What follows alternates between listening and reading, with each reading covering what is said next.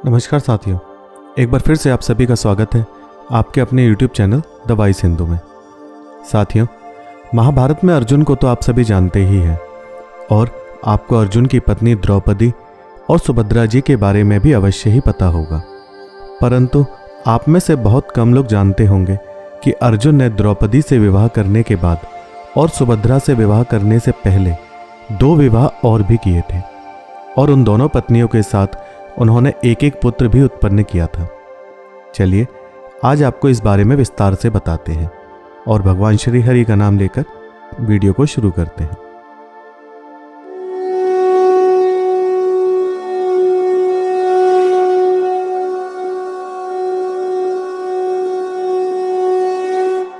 अर्जुन को 12 वर्ष का वनवास। देवर्षि नारद की प्रेरणा से पांडव द्रौपदी के साथ रहने के लिए कुछ नियम बनाते हैं। नियम यह था कि द्रौपदी एक समय में एक भाई के साथ पत्नी रूप में रहा करेगी और उन दोनों के एकांतवास के समय यदि दूसरा भाई उनके एकांतवास को भंग करता है तो उसे 12 वर्ष का वनवास भोगना होगा।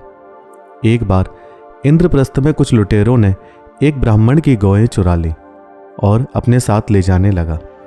इससे ब्राह्मण दुखी होकर महल में आया और अर्जुन को अपने दुख का कारण बताया।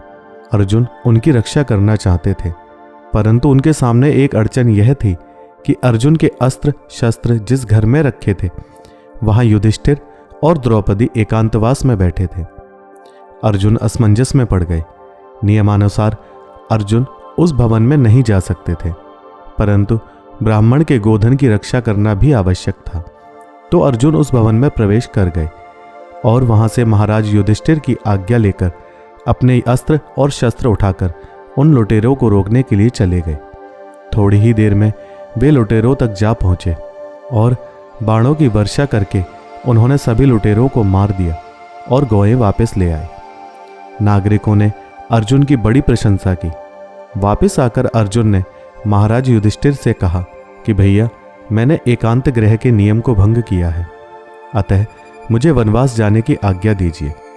युधिष्ठिर ने अर्जुन को बहुत समझाया कि उन्हें वनवास पर जाने की आवश्यकता नहीं है, क्योंकि उन्होंने अच्छे कार्य की सिद्धि के लिए नियम भंग किया था और छोटे भाई पर बड़े भाई के एकांत गृह में जाने से कोई दोष नहीं होता।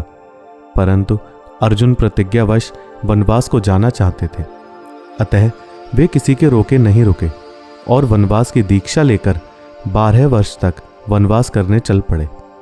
उनके साथ बहुत से वेद वेदांग के मर्मज्ञ, अध्यात्म चिंतक, भगवत भक्त, त्यागी ब्राह्मण, कथावाचक, वानप्रस्थ और भिक्षाजीवी भी चले। उन्होंने सैकड़ों वनों, नदियों, सरोवर, पुण्यतीर्थ, देश एवं समुद्र के दर्शन किए। फिर हरिद्वार पहुंचकर वे कुछ दिनों के लिए ठहर गए। ब्राह्मणों ने स्थान स्थान पर अग्निहोत्र की स्थापना कर ली, अनेकों यज्ञ भी किए और स्थान स्थान पर कथाएं होती रहती थी। अर्जुन और उलूपी का विवाह। एक दिन अर्जुन स्नान करने के लिए गंगा जी में उतरे। वे स्नान करके हवन करने के लिए बाहर निकलने ही वाले थे कि नाग कन्या उलूपी ने कामासक्त होकर उन्हें जल के भीतर खींच लिया और नागलोक में अपने भवन में ले गई। वहां हवन की अग्नि प्रज्वलित थी। अर्जुन ने पहले हवन करके अग्निदेव को प्रसन्न किया, फिर उलूपी से प्रश्न किया, हे सुंदरी, तुम कौन हो और मुझे किस देश में ले आई हो? उलूपी ने कहा, मैं ऐरावत वंश के कौरव्य नाग की कन्या हूँ और मेरा नाम उलूपी है और आप अभी नागलोक में हैं। मैं आपसे प्रेम करती हूँ और आपसे विवाह करना चाहती हूँ। मेरी यही एक अभिलाषा है और कृपया आप इस अभिलाषा को पूर्ण करिए। अर्जुन ने विवाह ना करने के उलूपी को धर्मानुसार बहुत से तर्क दिए, परंतु उलूपी ने कहा, मैं एक दुखिनी हूं और आपके समक्ष रो रही हूं। यदि आपने मुझसे विवाह ना किया तो मैं मर जाऊंगी। मेरी प्राण रक्षा करने से आपका धर्म लोप नहीं होगा। आर्त के प्राणों की रक्षा करने से आपको पुण्य ही मिलेगा। आप मुझे प्राणदान देकर धर्म उपार्जन कीजिए। अर्जुन ने उलूपी की प्राण रक्षा को धर्म समझकर उसकी इच्छा पूर्ण करने के लिए उलूपी की बात मानकर उनसे विवाह कर लिया और फिर कुछ दिन बिताकर वापस हरिद्वार में आ गए।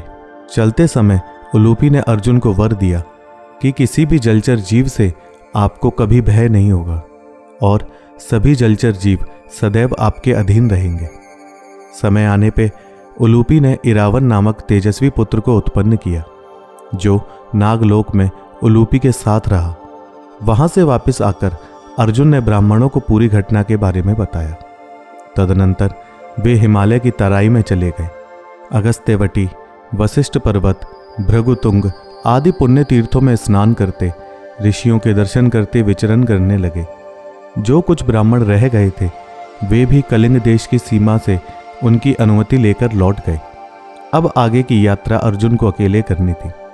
अर्जुन और चित्रांगदा का विवाह।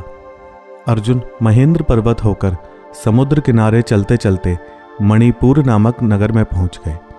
वहां के राजा चित्रवाहन बड़े धर्मात्मा थे। उनकी सर्वांग सुंदरी कन्या का नाम चित्रांगदा था। एक दिन अर्जुन की दृष्टि उस पर पड़ी। देखते ही वे समझ गए कि यह इस राज्य की राजकुमारी है और वे उस कन्या पर मोहित हो गए। फिर अर्जुन चित्रवाहन के पास गए और उन्हें अपना परिचय देते हुए उनकी पुत्री से विवाह करने का प्रस्ताव उनके समक्ष रखा। तब राजा बोले, वीरवर, मेरे पूर्वजों में प्रभंजन नामक एक राजा हुए हैं। उन्होंने संतान ना होने पे महादेव की उग्र तपस्या की, जिससे प्रसन्न होकर महादेव ने उन्हें वर दिया कि तुम्हारे वंश में सबके एक एक संतान होगी। तब से हमारे वंश में ऐसा ही होता आया है। मेरे यह एक ही कन्या है, इसे मैं अपना पुत्र ही मानता हूं। इसका विवाह मैं पुत्रिका धर्म के अनुसार ही करूंगा, जिससे इसका पुत्र मेरा दत्तक पुत्र हो जाए और मेरा वंश प्रवर्तक बने। अर्जुन ने राजा की शर्त मान ली। विधि पूर्वक विवाह हुआ और अर्जुन उनके साथ वहीं रहने लगे। पुत्र होने के बाद अर्जुन राजा से अनुमति लेकर तीर्थ यात्रा पर चल पड़े। कई वनों, नगरों, देशों और पुण्य तीर्थों के दर्शन के पश्चात वे फिर से एक बार मणिपुर को लौटे। चित्रांगदा के गर्भ से जो पुत्र उत्पन्न हुआ था उसका नाम बब्रुवाहन रखा गया। अर्जुन ने राजा से कहा कि आप इस लड़के को ले लीजिए, जिससे आपकी शर्त पूरी हो जाएगी।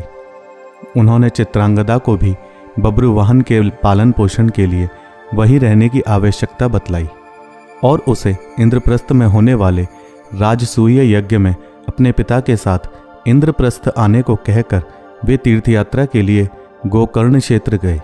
दक्षिणी समुद्र के उत्तर तटवर्ती तीर्थों की यात्रा करते करते अर्जुन प्रभास तीर्थ जा पहुँचे। उनके आने का समाचार सुनते ही भगवान श्री कृष्ण अर्जुन से मिलने के लिए प्रभास तीर्थ जा पहुँचे और वहाँ नर और नारायण परस्पर गले मिले, जिससे वहाँ आनंद की बाढ़ सी आ गई। इसके बाद श्री कृष्ण अर्जुन को लेकर द्वारिका गए, जहाँ अर्जुन का राजोचित सम्मान किया गया। फिर कुछ दिन बाद भगवान श्री कृष्ण की आज्ञा अनुसार अर्जुन ने सुभद्रा का हरण करके उनसे विवाह किया। अर्जुन और सुभद्रा के विवाह को मैं एक अलग वीडियो में विस्तार पूर्वक बताऊंगा। सुभद्रा को अपने साथ लेकर अर्जुन इंद्रप्रस्थ लौट आए। कुछ समय पश्चात सुभद्रा ने अभिमन्यु को जन्म दिया, जिन्होंने बचपन में ही सभी प्रकार के वेदों का अध्ययन किया, सभी प्रकार के अस्त्र शस्त्रों की शिक्षा प्राप्त की। उन्होंने अर्जुन से ही धनुर्वेद की शिक्षा भी प्राप्त की। द्रौपदी के गर्भ से भी पांचों पांडवों द्वारा एक एक वर्ष के अंतर पर 5 पुत्र उत्पन्न हुए। युधिष्ठिर के पुत्र का नाम प्रतिविंध्य, भीमसेन के पुत्र का नाम सुतसोम, अर्जुन के पुत्र का नाम श्रुतकर्मा, नकुल के पुत्र का नाम शतानीक और सहदेव के पुत्र का नाम श्रुतसेन रखा गया। साथियों, इसी के साथ मैं अपनी वाणी को विराम देता हूँ। यदि आपको वीडियो अच्छी लगे तो अपना स्नेह और आशीर्वाद वीडियो को लाइक और शेयर करके अवश्य प्रदान करें और चैनल को सब्सक्राइब करना बिल्कुल ना भूलें। धन्यवाद। जय श्री राम।